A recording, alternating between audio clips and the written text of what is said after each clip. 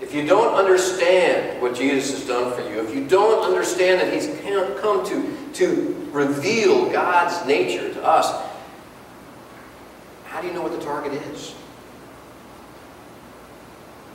He said, I'm going to tell you about Jesus. You're going to know what the target is. And I write this so you don't miss it.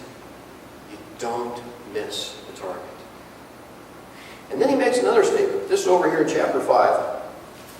Chapter 5. Go over there with me. In verse 13.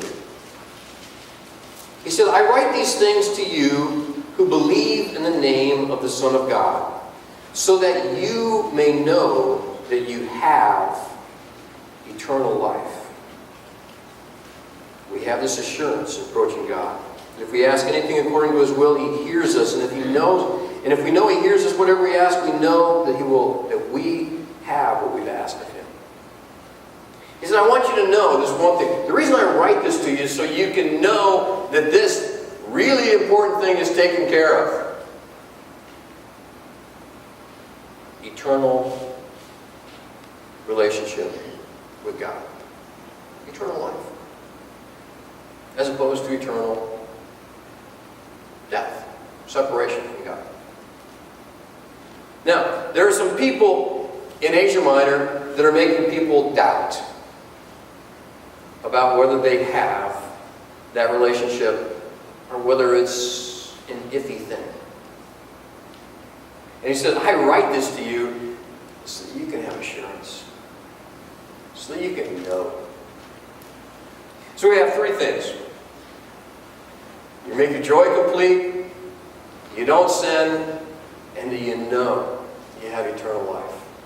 So that, according to the author, is the author's intent to the original audience. If you come out of 1 John without those things, maybe we missed something. Maybe we've missed something. So folks, as we approach the text, and we ask God to work through His Word in our life, what we're looking for is a clearer picture of God, that mark, so that we don't sin, we don't miss the mark. We're looking for a joy that permeates our life, not just when we're here, not just when people are saying nice things, or not when people are giving you gifts, but the joy that just is complete. We're looking for that assurance that we have eternal life, that God is taking care of all of that, that we celebrate every Sunday morning, that it's done because Jesus had a body and Jesus gave up His life. He laid down His life for us.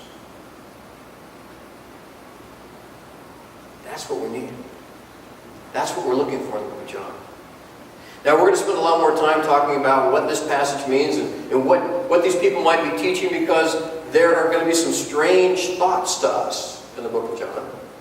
Some strange things, because what's happening is people are taking some Greek philosophical thought and combining it with a belief in Jesus and coming up with some pretty strange things.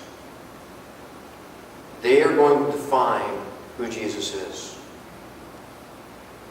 It's always been a struggle in our own lives to let Jesus define who Jesus is. Always been a struggle in our own life to let God be God and allow ourselves to not be God. Always been a struggle to look at Jesus and not read our thoughts, our motives, our culture into Jesus, but allow Jesus to reveal to us. Always a struggle. We're going to see that struggle in 1 John. And we're going to struggle together, because on the other side of that is joy. On the other side of that is a desire not to miss the mark.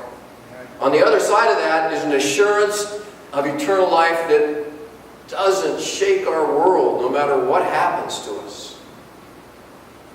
So, we will diligently look at the Word. We will diligently ask God to produce those things in our life. And this morning we are going to celebrate that sacrifice that Jesus made. We're going to take the Lord's Supper together. We're going to sing a song to